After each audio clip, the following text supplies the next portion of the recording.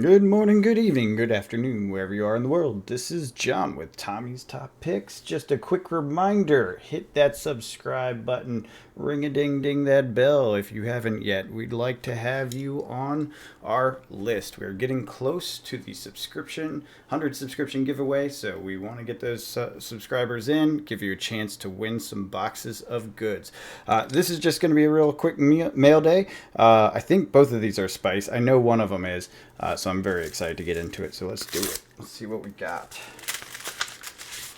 See how much spice we got. So one of these is from a person I buy from pretty frequently. Richard Wells. Great dude.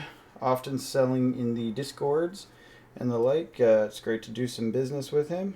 Alright, so this one is not any sort of serious spice. This was part of one of the collections I wanted to get going, which is to say pink stripped first edition Welcome to Wrath cards. Started to collect a few of these. I now have more than a handful of not just overpower, but like your snatches, pummels, sink belows, and there's at least one other that comes in the pink stripe. So I've just been looking for these, trying to get them before they're hard to find, because first edition is relatively rare these days, and these cards are, a dollar or two, but they're one of those things that will end up being in the long term greater value. All right, so this is the real spice. Oh, the packaging is going to be a pain. Hold on a second. There's cellophane. There's cellophane involved. Oh my goodness. Well, at least there's a hard case. I can just slice right through the cellophane, I think. I hope. Do not want to damage this. Like I said, it's the real spice. We're almost there. Sorry about that. Last little bit. It's all coming off now. Alright, yeah. Glorious. Beautiful. Yes. Finally got it. Oops. A little too much glare there. Let's get you at an angle that will demonstrate the beauty of the coal foil. I'm not finding the light. Well, it's a coal. Oh, wait, there it is. Sort of. Kind of see it there. It's a little bit too glary, but just, you get a basic idea. So pretty. So good.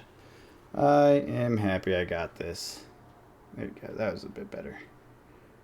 It looks so nice. This is probably my favorite of the gems from a visual, artistic perspective. I just like the weave and all that stuff going on in there. And I like the, was that malachite or whatever the stone is? I think it's malachite. Or jade maybe, I don't know. But looks really cool. Also probably one of the more usable ones, although I think there's use for all of them eventually. But I just had to get it, and I am glad I did, because I got it at a $400 price point when it was going for about, was I 410, 420, something like that. So I did my underbid thing. Someone said I actually bid even lower, and they negotiated back, which I appreciate. I am 100% okay with you pushing back on me, and we ended up meeting in the middle.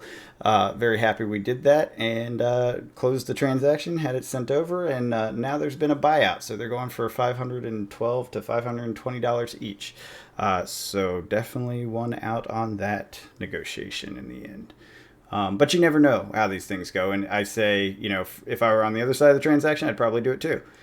Because, I mean, if I didn't have one, or if I had one, rather, because what ends up happening is usually these things drop in price, which I do think it will from where it is now. It's just the buyout helped create a much higher floor, I believe. We shall see in the next coming weeks. As I've said before, these first weeks are volatile and likely to see downward pressure as boxes kind of stream out and people start opening them. So expect some downward pressure, but so far the big hit stuff is all holding up pretty well, with the exception of a few of the art pieces. The full art pieces are trickling down a little bit, not a lot. Like Pulverize is 94 instead of 100, right? Winds of Eternity 98 instead of 100, like not a lot. But Aether is all the way down to 51, which was at 70 just a few weeks ago. And then, of course, your Skullcap is back up to 88. It had gotten down as far as 70 or so. Eisenloff is holding up 120. I think that's its price. I don't think you'll see it lower than that, or much lower than that, because it's too useful. People are buying it.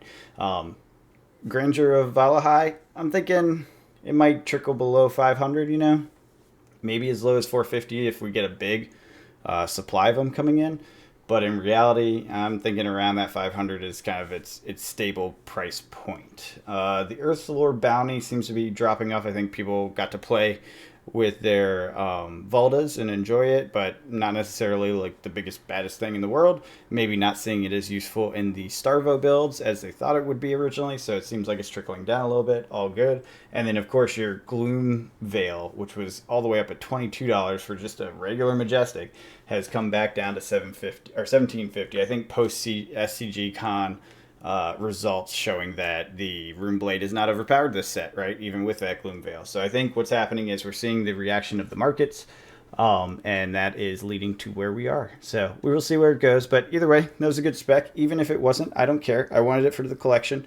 I have one of every single one of these, what are they called? The Fables.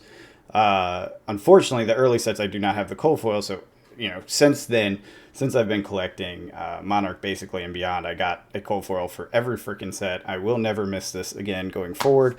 I want one for the collection because they will just hold up in value over time. They're a good collection piece, so that is just what I will be doing. And it looks like other people agree because they did a buyout on it. So anyways, that's it. Real quick one for today. I thought it was worth sharing because I was very happy about getting both these pieces. And I hope you're having fun out there, cracking packs, playing games, having a good time. Me and Tommy sure are. We're looking forward to our Pro Quest. By the time you hear this, we probably have finished one of them and looking at a second one because it looks like we will be doing a second one. So can't wait to share the results with you. Anyways, I hope you guys have a good one.